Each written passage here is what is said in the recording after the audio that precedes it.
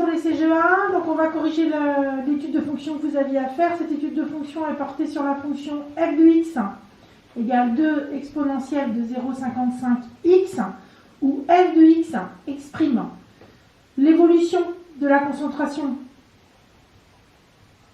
en acide lactique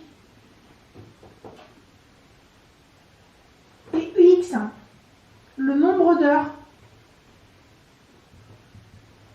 depuis le début en fait de l'expérience.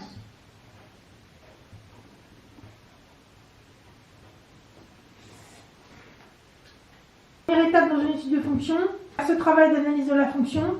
Deuxième étape, rentrer la fonction dans la machine pour pouvoir ensuite répondre aux questions qui vous seront posées.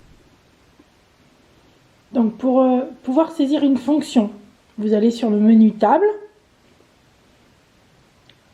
Après vous allez saisir votre fonction, donc là c'est 2, shift, exponentielle de 0,55 x. Vous allez aller dans Réglages, où vous allez indiquer le début du tableau à 0, la fin du tableau à 3, et le step, c'est-à-dire l'écart entre les données, à 0,5.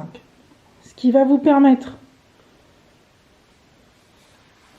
d'aller dans Table et d'avoir directement en lecture, en face de chacun des éléments, les bonnes données.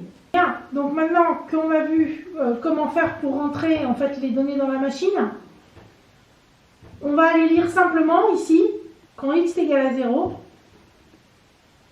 alors f de 0 est égal à 2. Donc on voit bien que la concentration en acide lactique en x égale 0 est de 2 grammes par litre. Deuxième question, on vous demande, au bout d'1h30, quelle est cette concentration? Alors, 1h30, c'est 1 heure et une demi-heure, donc c'est quand x est égal à 1,5, et donc on va tout simplement aller lire f de 1,5, pareil, dans votre machine. Et là, vous allez voir que c'est 56,37.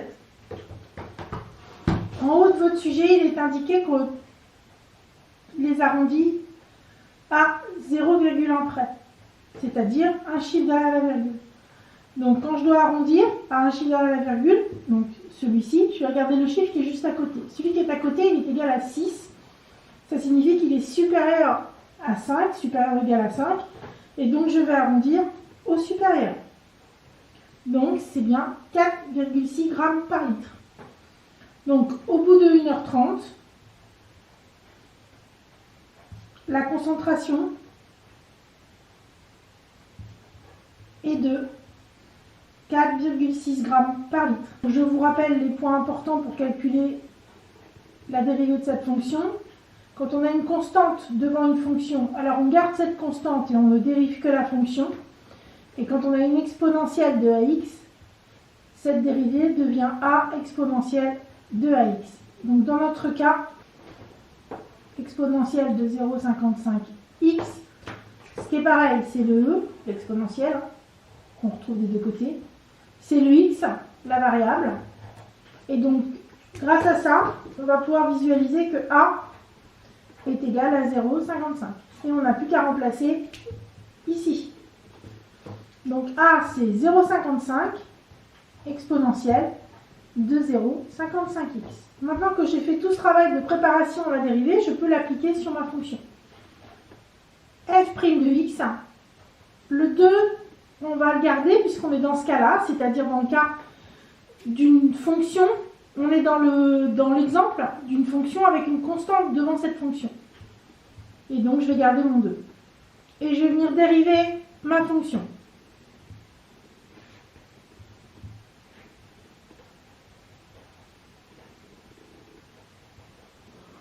Ensuite, il me reste à multiplier les termes qui ne sont pas variables entre eux pour obtenir la dérivée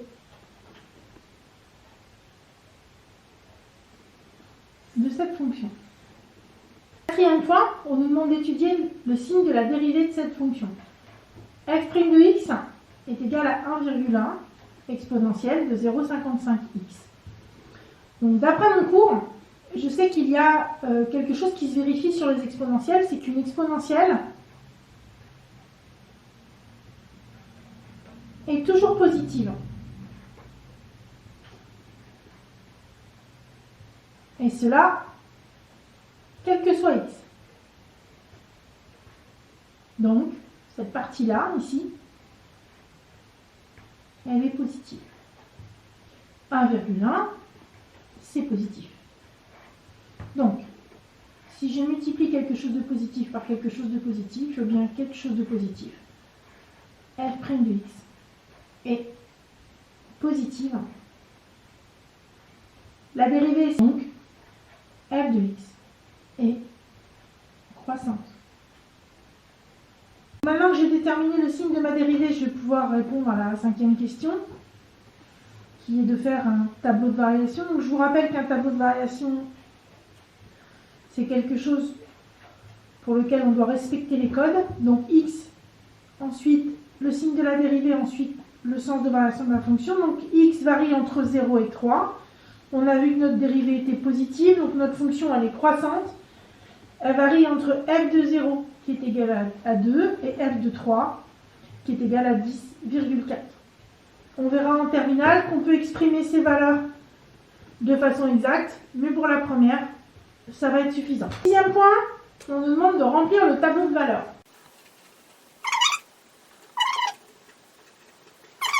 Alors votre tableau de valeurs, il va être 0,5 en 0,5 et il va falloir faire attention à l'arrondi. Donc pour 0, j'ai pas de problème. Pour 0,5, j'ai 2,633. J'arrondis à un chiffre derrière la virgule. Derrière le premier chiffre, c'est un 3. Donc ça fait 2,6. Pour 1, 3, 46. Derrière c'est un 6. Et donc ça signifie que si je regarde ce qu'il y a derrière mon 4, c'est supérieur ou égal à 5. Donc j'arrondis à 3,5. Pour 1,5, 4,6. Pour 2, 6,0. Alors attention, puisqu'en fait, c'est 6,0083. En indiquant 6,0, ça indique que vous avez arrondi. Si vous aviez mis 6, ça signifiait que vous étiez sur un entier. Et là, ce n'est pas le cas. Donc il est important de garder ce 6,0, même si mathématiquement, il n'a pas de signification. Il a une signification par rapport à l'arrondi. Il indique qu'on n'est pas sur un chiffre entier, mais bien un chiffre arrondi. 7,9, vous voyez la différence ici, hein. Entre celui-là qui est arrondi et celui-là qui est réellement entier, vous voyez la façon dont ça a été écrit, c'est pas la même chose. 10,4. Voilà, il reste maintenant à tracer la courbe. Alors je regarde mon tableau et je vois que mes x varient entre 0 et 3. Et donc ça veut dire qu'à 3, j'aurai autre point important ici. Je vois que je varie entre 2 et 10 pour le y. Et là, c'est 1 cm pour une unité. Donc je vais jusqu'à 10,4 unités, ça veut dire que j'ai besoin d'avoir 10 cm vers le haut. Donc je peux me permettre de tracer ma courbe ici par exemple. Ça ne me posera pas de problème. Donc 4 cm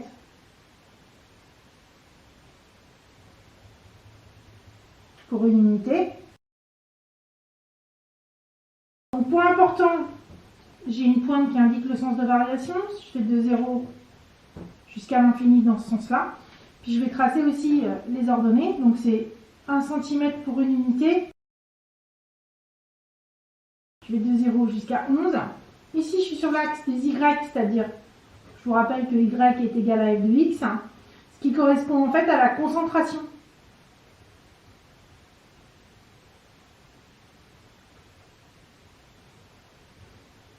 En acide lactique. Et ici, x, c'est des heures.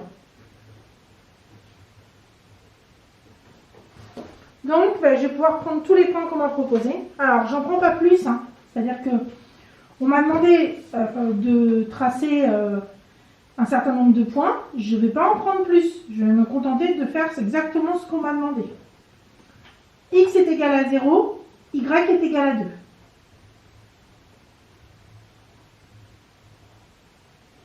X est égal à 0,5, Y est égal à 2,6. Donc là, je suis à 2,5.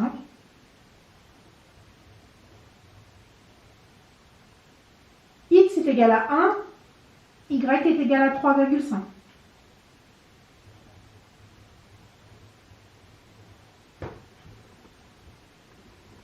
Pour 1,5, la concentration dans l'acide lactique elle est de 4,6. Donc là, on est à 4. Donc là, je suis à 1,5. On est à 4, 4,5. Donc je suis un petit peu au-dessus de 4,5. Pour 2,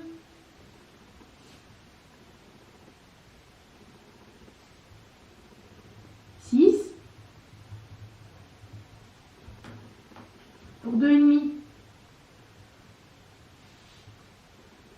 7,9. Donc là, c'est 7. 7,9, c'est un petit peu en dessous. Pour 3,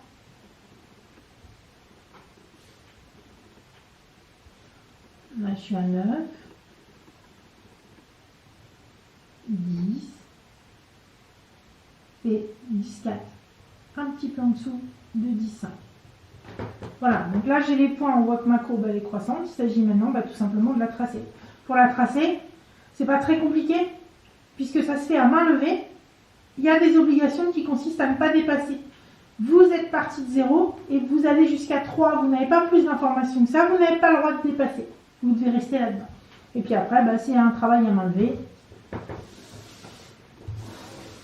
Moi je suis gauchère, donc je vais tourner ma feuille pour que ça soit plus facile pour moi. L'objectif c'est d'essayer de faire quelque chose de propre, mais ça reste un travail à main levée et un graphique. Voilà, on essaye de faire les choses le plus proprement possible, mais à la main. Bon voilà, cette courbe est terminée. Maintenant, il me manque une information importante, c'est le titre. Et je vous rappelle que pour une courbe, le plus simple, c'est de venir indiquer la valeur de la fonction. C'est la façon la plus simple de présenter votre fonction, d'y mettre un titre.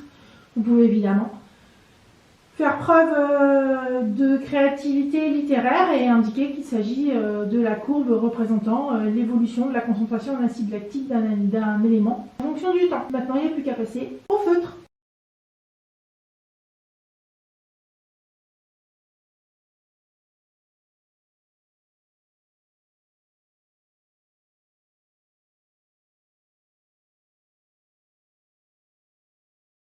Voilà. Cette courbe est tracée, il ne reste plus qu'à attendre qu'elle sèche maintenant pour pouvoir effacer à la gomme proprement tout ce qui reste de notre crayon effaçable. Et il reste à encadrer le titre. Donc on va aller regarder. Notre courbe, en fait, on va se mettre à 4 grammes par litre. Et on va aller lire à partir de quand on aura cette concentration. Ce qui est important d'avoir en tête, c'est que cette façon de faire, en fait, de faire des traits sur le graphique, ça permet de prouver à votre interlocuteur que vous avez fait la recherche. Là, vous voyez, ici, 10 minutes à peu près. C'est difficile à dire puisque graphiquement,